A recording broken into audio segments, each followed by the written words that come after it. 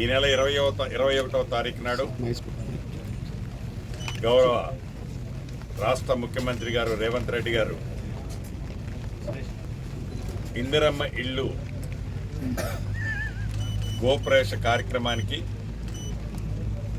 గిరిజన నియోజకవర్గమైన అశ్వరావుపేట నియోజకవర్గంలోని చండ్రగుండ మండలంలో బెండాలపాడు గ్రామంలో సెలెక్ట్ చేయడం జరిగింది. గౌరవ ముఖ్యమంత్రి రేవంత్ రెడ్డి గారు 21వ తారీఖు మధ్యాహ్నం 2 గంటలకి చండ్రగుండ పట్టణంలోకి వచ్చి